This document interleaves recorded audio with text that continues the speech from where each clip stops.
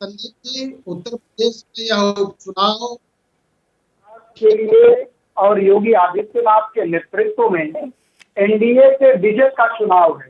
यह एनडीए के सभी घटक दल और भारतीय जनता पार्टी इस चुनाव को अपने विकास के लिए और केंद्र की और उत्तर प्रदेश के विकास की योजनाओं को आम जन तक पहुंचाने के लिए जो अनवरत प्रयास किया गया है, उसके लिए जनता के बीच में जाने का अवसर है, इसलिए विजय का चुनाव है। रही बात, जो महत्वपूर्ण बात है वो यह है कि क्या अखिलेश यादव ने कांग्रेस को टोपी पहना दिया या कांग्रेस ने समर्पण कर दिया।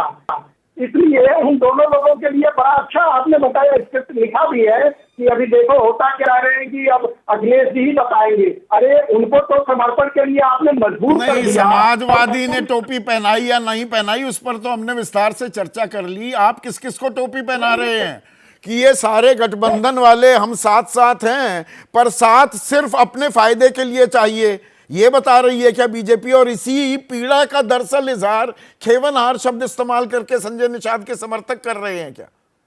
संजय निषाद जी ने बाकायदे प्रेस कॉन्फ्रेंस करके और वर्तमान में उप मुख्यमंत्री के साथ प्रेस कॉन्फ्रेंस करके यह बताया कि यह विजय के लिए चुनाव है, एनडीए की जीत के लिए चुनाव है। हम सब एक साथ विजय के लिए निकल पड़े हैं। हमारे सारे प्रभारी मंत्री, सारे कार्यकर्ता, सभी लोग लगे हैं और सिर्फ एक ही नारा, एक ही बात, विकास विकास और विकास के आधार पर जीत। तो विकास के नाम पर ये वोट डलेगा। और इसके राजनीतिक असरात क्या होंगे? ये डू और डाई बैटल हो गया है ना, ये बात तो आप मानेंगे प्रोफेसर सौरभ कि अगर 9 में से 6-7 सीटें बीजेपी नहीं जीतती है तो योगी आदित्यनाथ के लिए खतरे की घंटी बज सकती है।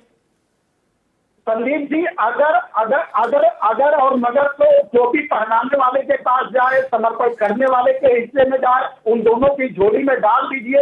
ये तो विजय का चुनाव है और काम का चुनाव है, विकास का चुनाव है। इसलिए अगर मगर वो टोपी उनको पहना दे और वो उनके सामने समर्पण कर दे, इसलिए उन दोनों को मुबारक है। यहाँ तो केवल और एक ही बात है कि एनडीए की जीत सुनिश्चित है और जनता ने इस बात को स्वीकारा है, जनता ने आदेश दिया है। तो संजय निषाद ये भी कह रहे हैं कि अगर मैं खेवनहार नहीं बना तो 2027 में मुश्किल हो जाएगी। बिल्कुल ये भी कहा है। उन्होंने यही कहा कि उत्तर प्रदेश में संजय निषाद जब तक रहेंगे तब तक कांग्रेस की सपा की लुटिया ऐसे ही नाचती बोलती हिलती रहेगी और बाहरी शक्तियों को आने नहीं देंगे और एनडीए के साथ मजबूती के साथ प्रबल दावेदारी के साथ खड़े रहेंगे और विकास के नेतृत्व में आगे बढ़ेंगे। ये अपनी प्रेस कॉन्फ्रेंस में उनकी बाइट है, आप देख लीजिए, आपके रिपोर्टर्स में। हाँ, वो तो देखी।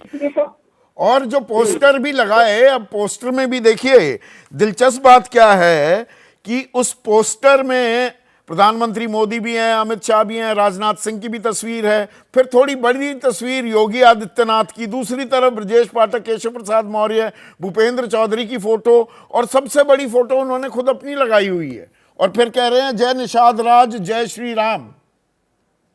निश्चित तौर पर एनडीए के घटक हैं, उनका बहुत सम्मान है और संजय निषाद इस बात के साथ खड़े हैं कि एनडीए के नेतृत्व में सब समाज का, पूरे समाज का विकास हो रहा है और मोदी जी पर विश्वास जता रहे हैं, योगी जी पर विश्वास जता रहे हैं और साथ में उनके पूरे समाज के लोग उनके साथ खड़े हैं। तो ये हमें प्रसन्नता की बात है और पोस्टर तो उनका अधिकार है, इसलिए उस पोस्टर के साथ हम सब खड़े हैं। ये उन्होंने बहुत आदर्श स्थिति व्यक्त किया है जहाँ पर मोदी जी को, योगी जी को और समस्त पार्टी। अच्छा, मतलब ये नहीं कह रहे कि चलिए इस बार तो हमारे को ऐसे ही अंगूठा दिखा दिया, बेरंग भेज दिया, अगली बार मत करना ऐसा।